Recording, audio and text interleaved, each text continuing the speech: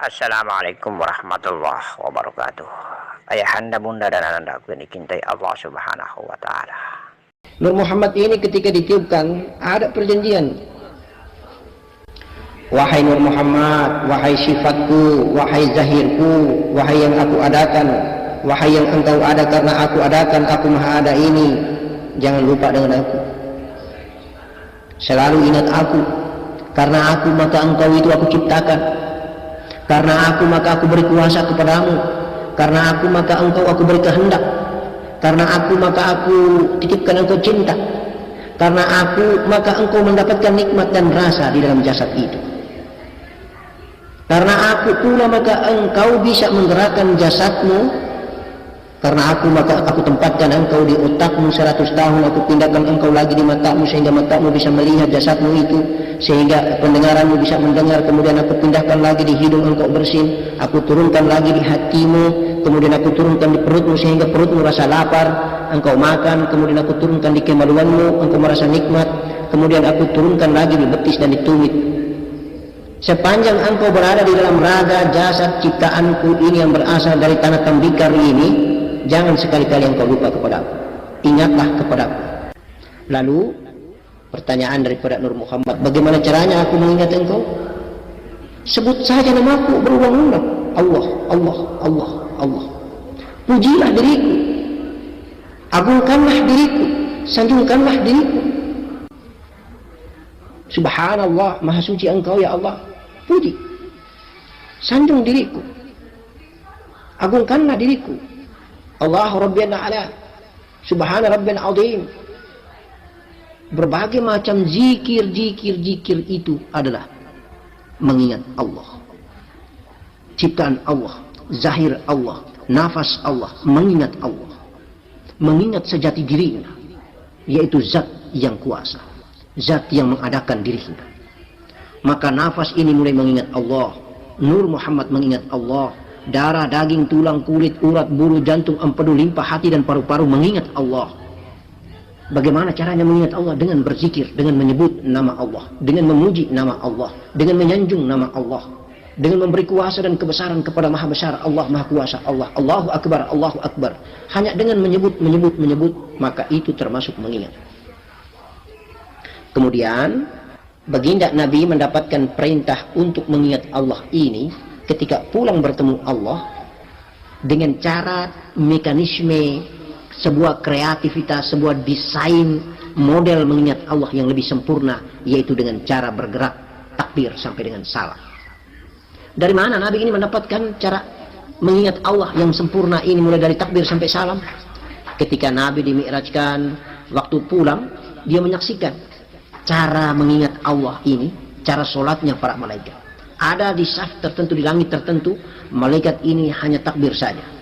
Di langit yang tertentu, malaikat ini hanya ruku saja.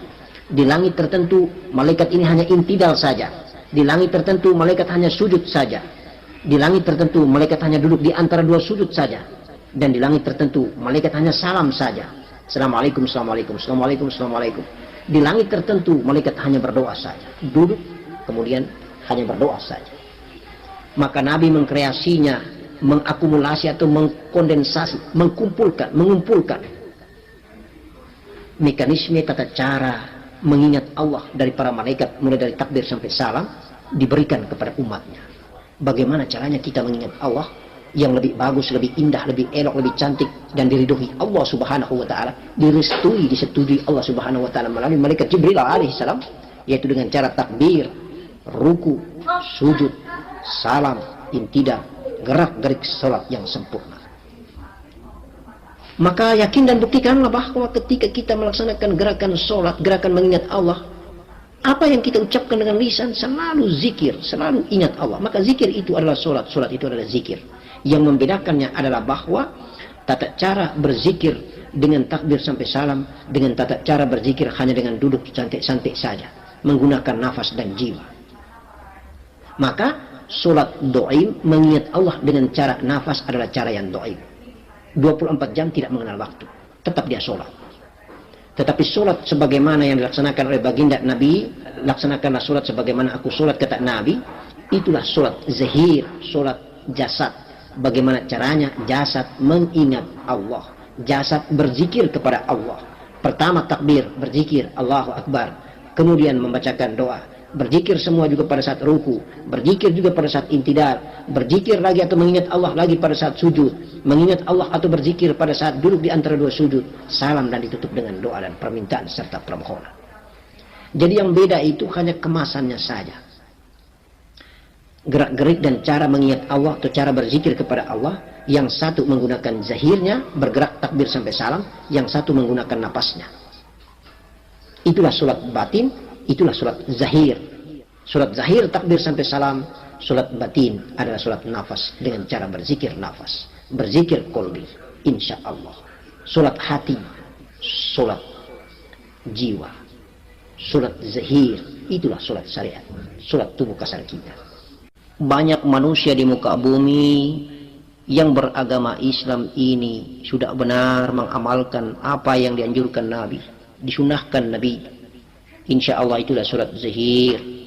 Sholat sebagaimana tanda kepatuhan kita, ketaatan kita kepada kanjeng Nabi, datuk kita baginda Nabi Muhammad sallallahu alaihi wasallam, pembawa risalah amanah Allah yang sempurna. Akhlakul karimahnya dan segala macamnya sempurna. Karena dia diajarkan dan dituntun langsung oleh malaikat yang paling dekat. Malaikat yang pertama diciptakan Allah itu malaikat Jibril namanya. Jibril alaihi salam.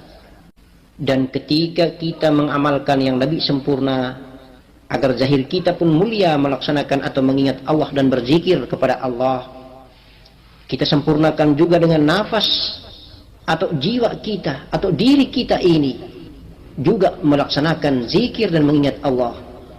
Maka indahnya ketika kita belajar mengenal diri, tahu diri, tidak lupa diri ini, yaitu awalnya kita berdiri melaksanakan sholat zahir takbir sampai salam, tidak pernah lepas sholat wajib dan sholat sunnah. Maka sempurnalah zahir kita melaksanakan mengingat Allah. Kemudian kita tutup dengan duduk bertafakur atau duduk dalam keadaan berbiasa, aktivitas biasa, tetapi kita amalkan sholat nafas kita, kita amalkan sholat jiwa kita, kita amalkan sholat batin kita, yaitu perjalanan zikir nafas atau sholat doa. Maka sempurnalah hamba Allah ini, karena zahirnya sholat, jiwanya sholat juga.